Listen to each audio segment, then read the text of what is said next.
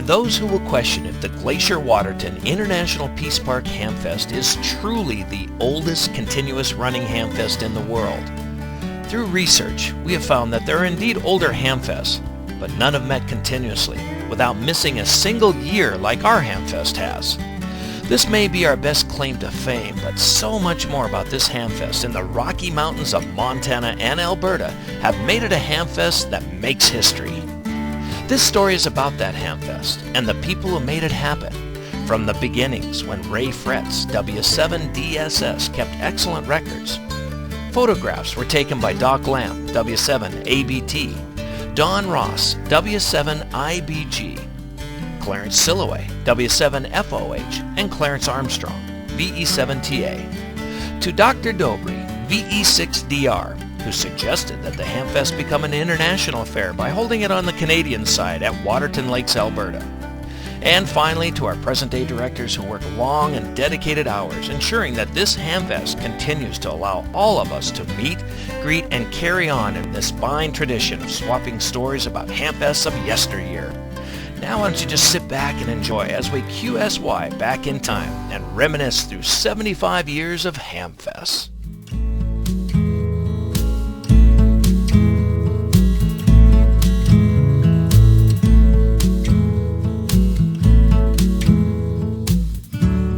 We begin with the founders of the Hamfest, Art Jocks W7BOZ and his wife Ann. In 1993, Ann wrote a 17-page handwritten letter detailing the origins and history of the Hamfest. I guess it's time for a little reminiscing.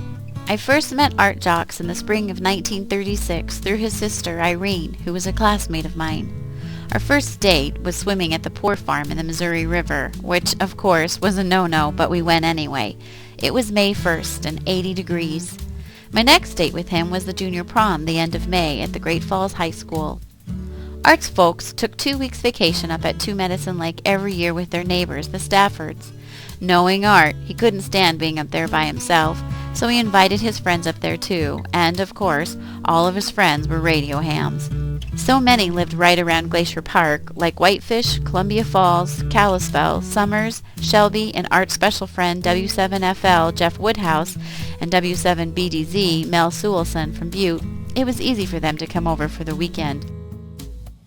I'm also sure that it was at Art's suggestion that Irene invite Mildred Haig and me to camping with her and her folks at Two Medicine Lake the third weekend in July, which was the third year for the Hamfest. That was about my third date with Art and my introduction to ham radio, and I guess the first day of the rest of my life, because we started going steady from then on. That first year I went, we had such a wonderful time. Art took me around and introduced me to everyone. I felt like I was one of the fellows right from the start. We went swimming in Two Medicine Creek. I nearly drowned in a beaver dam when I thought the water was so shallow. Our friend Mildred pulled me out, or maybe I wouldn't be here today writing this. In the evenings, we would sit on benches circled around a campfire. The forest rangers would give a talk about the mountains around us, the kinds of trees and flowers that grew in the park, and the kinds of birds that we could see around there. Afterwards, we would all sit and visit. Perhaps there were 20 or 30 of us at the most. In the morning, Art's mother would fix breakfast for us, bacon, eggs, pancakes, and coffee over an open campfire outdoors. I imagine radio meetings would start around 10 a.m., although just the fellows attended them. Then in the afternoon they would have a baseball game, the phone men against the CW men. Art was always on the CW team. In fact, his first QSL card had the Rocky Mountain Brass Pounder printed on it. Some of the people I remember at that first Hamfest I attended was Doc Lamb, W7ABT from Kalispell, Art Dunkel, W7AQK, Kellogg, Idaho, Don Ross, W7IBG, Ralph Arthur, W7EKR, Ray Fretz, W7DSS, his derby hat, white shirt, and bow tie, Walt Paltrow, W7FGZ, Earl Olson, W7BMX, Lyle Coleman, W7EOI, Walt Mundy, W7BUJ, Chuck Newman, W7HEM, all from the Great Falls area.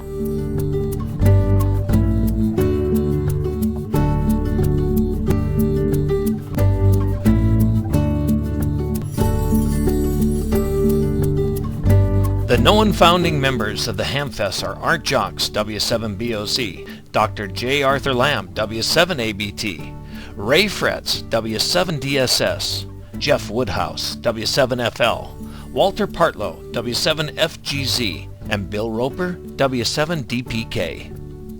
Art first became interested in amateur radio when he was 11 years old from an old Boy Scout book he found on a streetcar. He became licensed in 1931. His first and only call sign was W7BOZ, plus his mobile call sign of W7DHM. Art started the Electric City Radio Club, which was the club that encouraged and sponsored the first Glacier-Waterton International Peace Park Hamfest.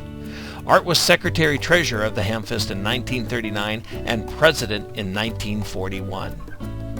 Doc Lamb, W7ABT, was a doctor in Kalispell who also ran an amateur radio class at the local high school. At one time, he claimed to have over 70 licensed hams in the Kalispell area before 1940. Doc Lamb was president of the Hamfest in 1938. Ray Fretz, W7DSS, was committee chairman for the drafting of the Hamfest Constitution. Ray was Hamfest president in 1939. Ray was also secretary for the Hamfest in 1949 and custodian of the Hamfest history records from 1936 to 1972. Walter Partlow became a ham in 1934 and was president of the Electric City Radio Club in 1937 and 1961.